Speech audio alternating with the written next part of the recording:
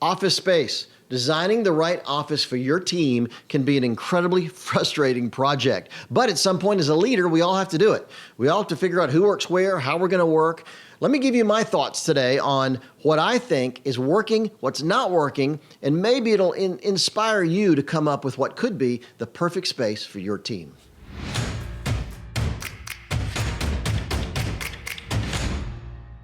Hi, I'm Phil Cooke, and today I want to talk a little bit about office space. You know, it's a funny thing. I'm doing this topic because we've had a number of suggestions come in from people who are actually frustrated with the place they work. And I wanted to address it because it's been such a big issue in the news as well. You know, back in the 80s, the rage was open offices. I'm sure you've seen articles on it. You've seen big agencies. You know, there was a time when a major advertising agency, a super famous award-winning ad agency here in Los Angeles, when you went to work for them, they gave you a cell phone, a laptop computer, and a beanbag chair.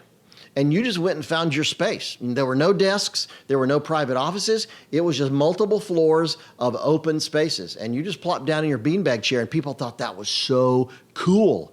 Of course, until it came to what do you do with your paperwork, your files, your research, your background material, your photographs that you need to make this project happen. Suddenly, we realized beanbag chairs may not be the answer to the ultimate office. But, you know, in various degrees, open offices were the rage. The idea of let's have 10 people sit on a long table and just work together. That way we can interact, we can talk. If we have a question about something, we can immediately ask somebody. But let me tell you something.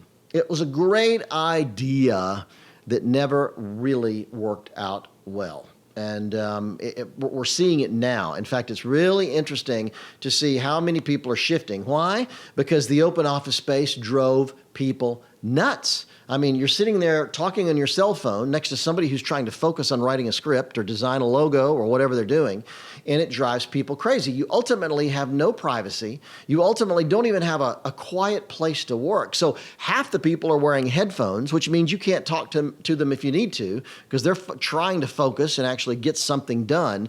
Open office spaces have proven, in most cases, maybe it works for you, but in most cases, open office spaces have proven to be a disaster. And I'll tell you something really funny. Our daughter Bailey lives in New York City. And she's a musician. She's doing great.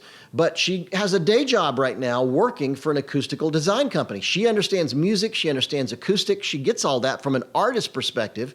So a company has hired her to go in there and help them design new office spaces. And it's so interesting that they brought in a musician to help kind of create the acoustics that make an office work. And sometimes Bailey told me that she finds offices where they can't structurally change the room. They can't put in walls. So she's coming in with acoustical panels. She's coming in with all kind of curtains. She has special acoustical curtains, all kind of things that help deaden the sound that give people some sense of privacy. Other times she's going with a full-on construction crew, and she's bringing in a team of people who can go in there and put in walls in all these different spaces. And people just need that quiet, that being able to focus is so incredibly important. So let me tell you what my thought is on this whole thing. I've often thought, brainstorming is great. And in an open office space environment, brainstorming is really easy because everybody's out in the open. But there comes a time to go in the office, shut your door, and actually do the work, execute. Teams can brainstorm. Teams don't make projects happen necessarily as far as being the leading creative voice on a project. And so we do need to go into an office. So I think that there needs to be a space in your building. If I could design the ultimate perfect office, and our building in Burbank is very similar to this, we have a big open space where when we want to go in there, we can go in there and share, talk to people, brainstorm, have a meeting, whatever. But everybody's got individual offices that they can go into just for privacy's sake. I think that's so incredibly important to have that space. Now, I do believe that windows matter. I will say this, and this is just a little sidelight, because in the last few years, we've heard such outrageous stories of leaders who have had, done inappropriate sexual things, people who had affairs, people who abused employees, all in a corporate environment. Sometimes it's in churches or ministry organizations and businesses and film studios. It's happening in colleges and universities everywhere. And one of the things I believe that in my experience, because we as a company have dealt with many of these crisis communication times, what happens when somebody falls from grace? What happens when somebody's arrested? What happens when somebody does something like that? We go in to help the church or the nonprofit or the organization really get through that difficult time. And one of the things I've learned from years of doing that is almost in every single case, it starts in the office.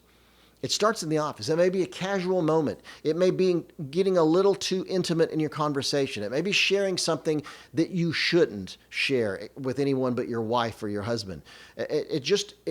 Things start naturally where people work together. And keep in mind, the office is where you get stressed out. I mean, you're working hard with people that you admire and that you care about. Sometimes you work late, a lot of late hours.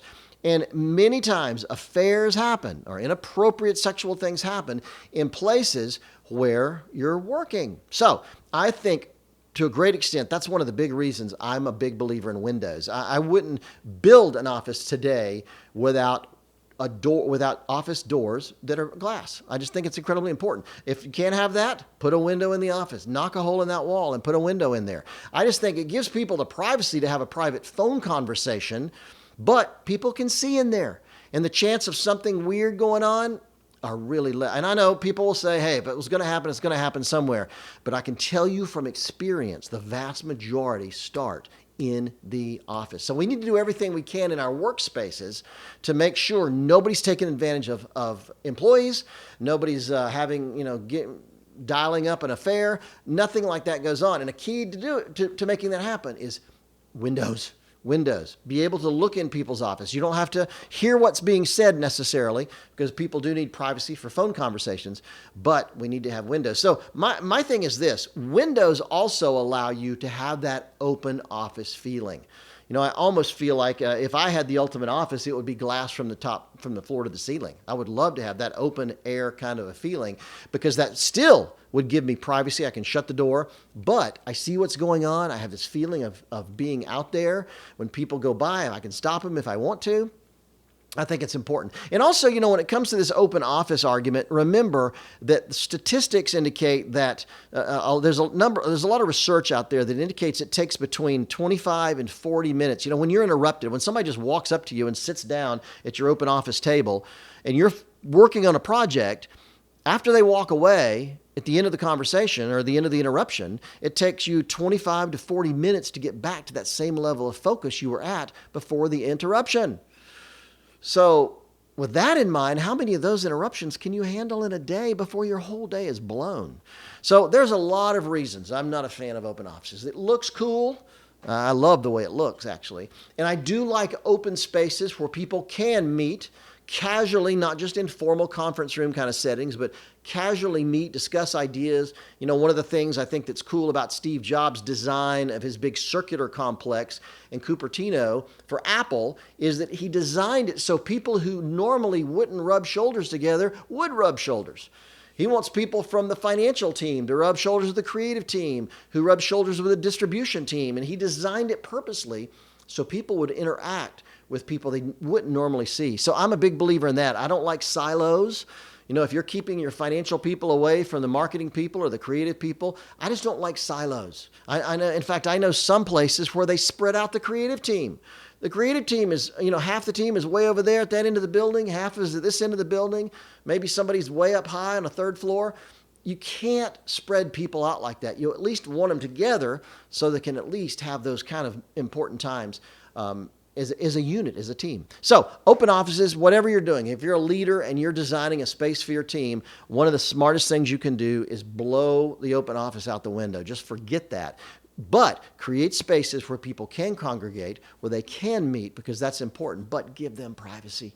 Give them some privacy. Put windows in there. I'd encourage you strongly to do that. Build it out of all glass walls if you want, but give them privacy. Creative people need to be able to make phone calls. They need to search the web for stuff. They need to do stuff privately and not be interrupted constantly, not listen to this incredible gaggle of noise going on around them. So office space is important. In fact, I think it's more important than most people think. That's why architectural designers who focus on business space, they are really, I think, brilliant people. And a lot of research has gone into what works and what doesn't. So all I'm saying is, don't let the same guy that designed your warehouse design your creative space.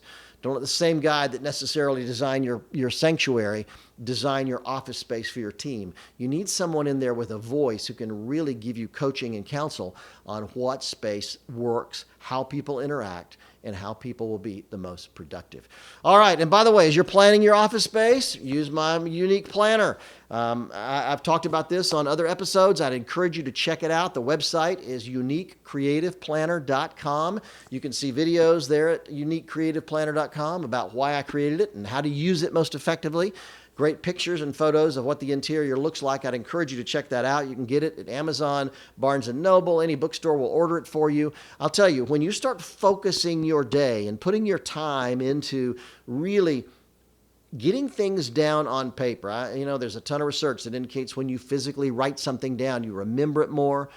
It goes much deeper into your brain, and it's going to impact you in a much bigger way. Also, have the to-do list on your computer if you want, but every day pick those 2 or 3 important things, or maybe that one highlight that you know that you want to accomplish today. Put it in the planner, and it'll help you make it happen. My uniquecreativeplanner.com. Check it out. And remember, philcooke.com, Cooke with an E. Come see us at the blog. I'd love for you to comment on some of the stories we're doing there. And also share this. If this episode, if you're going through, somebody who's redesigning their church or building a business or a creative space, tell them they need to listen to this, because these just short tips, I think, may make a big impact for them as they think about the future of their creative team.